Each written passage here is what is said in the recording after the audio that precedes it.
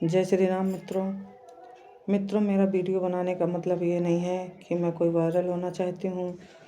और हाँ, बस ये है कि मेरे अंदर जो ज्ञान है, जो बातें हैं, वो मैं लोगों को बताना चाहती हूँ, ताकि जो किसी के वो ज्ञान काम आ सके, तो किसी का भला हो सके, तो अच्छी बात है। अब मैंने वीडियो बनाना शुरू किया है, तो मैं ये नहीं कहती कि मैं बहुत बड़ी ज्ञानी हूँ, पर मुझसे भी बहुत बड़े बड़े ज्ञानी इस दुनिया में पड़े हैं। मैं तो एक तुच्छ प्राणी हूँ, मुझसे बहुत ज़्यादा बुद्धिमान लोग पड़े हैं, तो और बहुत मूर्ख भी पड़े हैं। सब तरह के लोग हैं दुनिया में।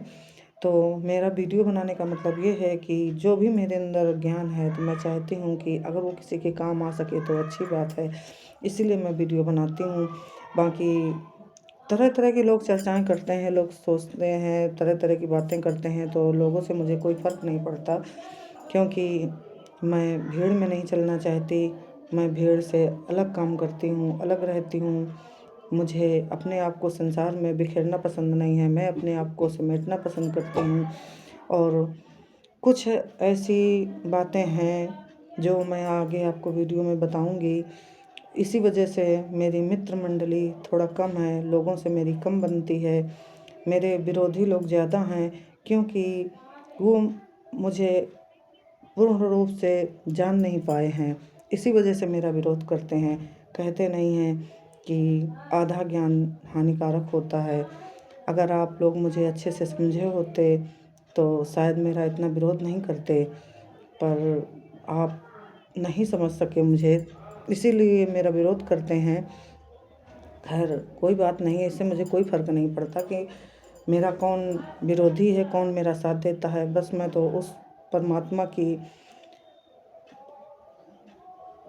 उन्हीं से आशा करती हूँ कि बस वो मेरा हमेशा साथ दें, और दुनिया साथ ना दे उससे मुझे कोई फ़र्क नहीं पड़ता।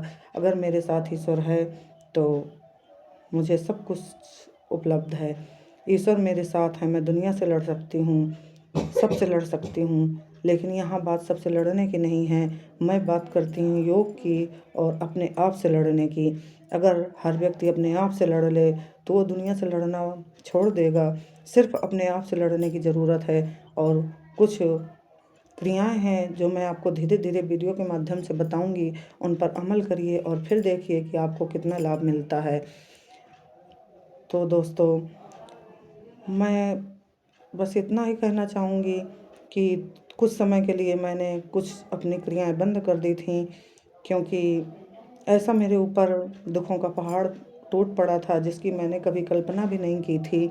ऐसा नहीं है कि मेरा तकदीर बहुत ख़राब है, वो ख़राब है नहीं, मेरे कर्म इतने ख़राब नहीं थे जो मुझे आज भोगने पड़ रहे हैं, लेकिन फिर भी मैंने भोगे, क्योंकि मेरे पति की अकाल मौत हो गई, उनकी हत्या हुई। हाँ दोस्तों, ये शायद किसी को नहीं पता है। लोग समझते हैं कि उन्हें हार्ट अटैक हुआ और यही दुनिया के सामने जग जाहिर है, लेकिन दोस्तों वो हार्ट अटैक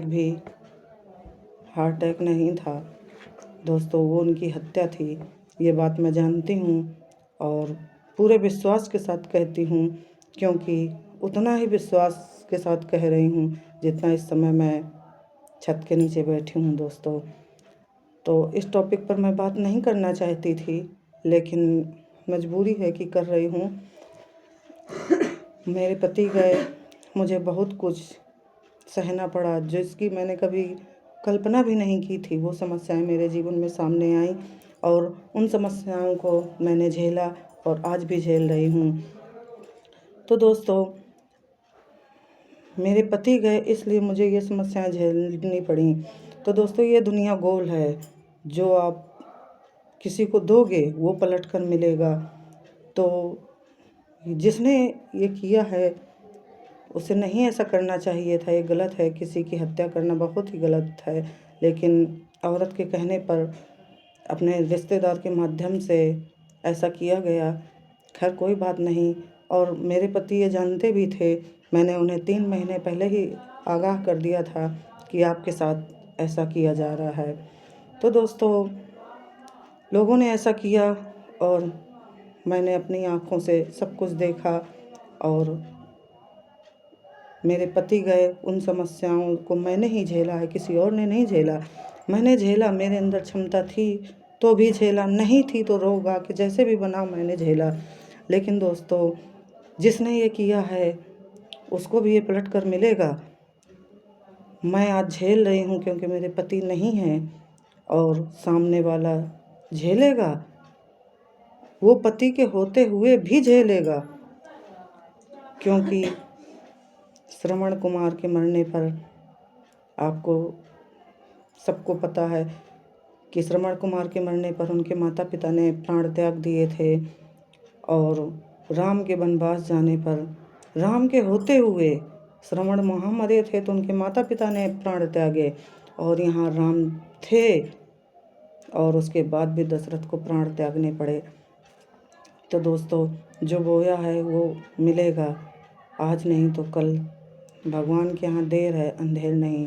तो इस टॉपिक पर मेरा बात करने का मतलब नहीं है, लेकिन बात आ गई तो मैंने बात बता दी दोस्तों।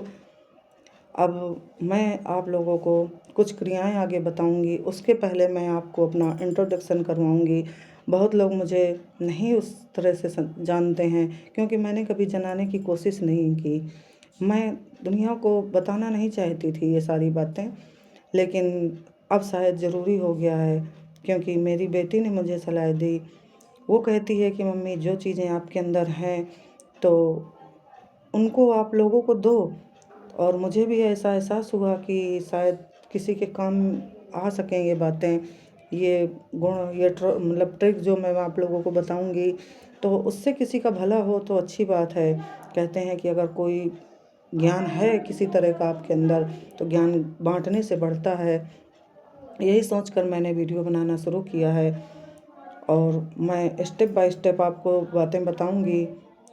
आप मेरे वीडियो देखिए, लाइक कमेंट करिए और मेरे चैनल को सब्सक्राइब कीजिए और आप खुद देखिए कि मेरी बातों से, मेरे बताए हुए उपायों से आपकी ज़िंदगी बदलती है।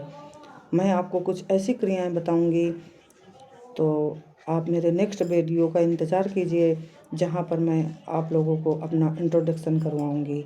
मित्रों, जय श्री राम।